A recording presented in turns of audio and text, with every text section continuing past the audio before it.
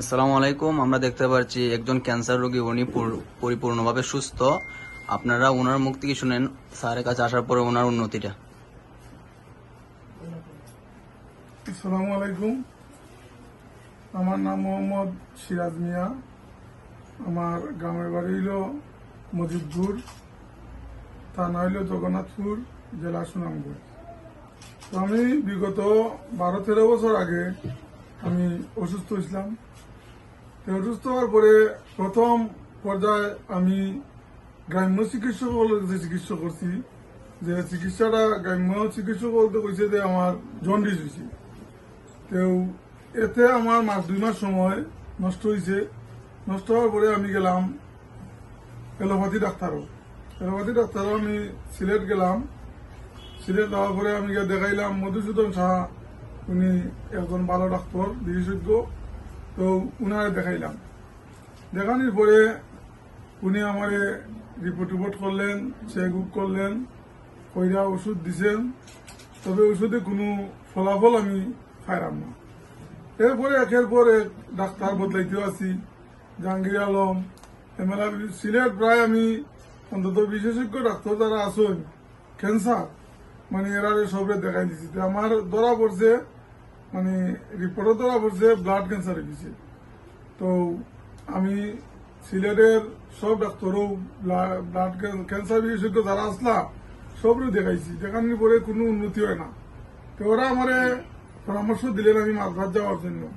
তো মাদ্রাজ কিন্তু আমি যাওয়ার ইচ্ছা নাই। আর পরে আমি ডাক্তার সাহেব জিজ্ঞাইলাম যে মাদ্রাজ গেলে আমি সুস্থ নি, আমি যদি সুস্থ হই তাহলে আমি মাদ্রাজও গেলাম, সমস্যা না। তখন স্যার বলতে আমার পুরো আশ্বাস দিন না, মানে তারা কিছু আমার উত্তর হই না, আপনি যাইতে পারবা ঠিক আছে, তবে এটা পুরা শিও দিতে পারতাম না। আমরা আপনার যে সুস্থই পাবেন এটা পুরা শিও দিতে পারতাম না। তাহলে আমি গিয়া কিতা করতাম, আমি চিন্তা করলাম যে আমার গিয়া লাভ নাই। পরে গেলাম আমি ঢাকা গিয়া বারডেম হসপিটালের প্রফেসর থানরে দেখাইলাম। তার নাম মোহাম্মদ আলী। থানরে দেখানোর পরে তাই আমার পরামর্শ দিলা যে 12 মাসে 12টা ইঞ্জেকশন মারতে পারবানি, 1 লক্ষ টাকা দাম আইব। 1 লক্ষ টাকা দাম, 12 মাসে 12টা ইঞ্জেকশন, 12 লক্ষ টাকা, অনেক ব্যয়বহুল নাই। তখন আমি স্যারকে বললাম, স্যার আমি অত টাকা পারতাম না। তো স্যারে কইরা যে আপনি মাদ্রাজ যাওকা। তখন আমি মাদ্রাজ যাওয়ারও আমার এই সময় সাধ্য হইলা না, আমি মাদ্রাজ যাওয়ার চিন্তা করছি না। পরে আমি বাড়িতেও চলে আসলাম। সামান্য ওষুধ তাই লিখে দিছন, আমি ওগুলা লইয়া আমি বাড়িতে চলে আসছি। আমার পরে স্যারের কাছে কিভাবে আসা আপনার? স্যারের কাছে আসাটা হইল, আমি তো অসুস্থ।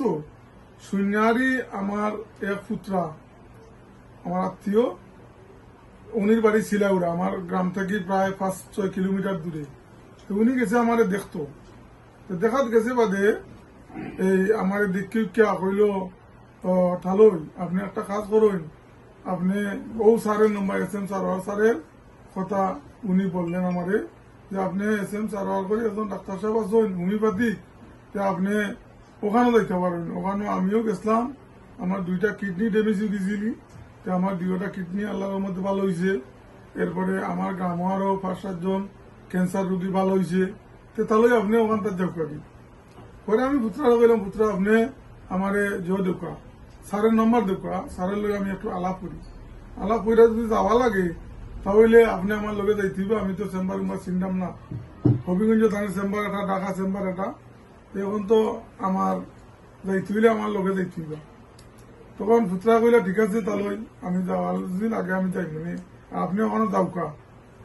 তো নম্বর দিয়ে আমি স্যারের সাথে যোগাযোগ করলাম যে স্যার আমি আমার বিস্তারিত রোগ সম্বন্ধে কইলাম যে স্যার আমার ওরম অবস্থা। এখন যে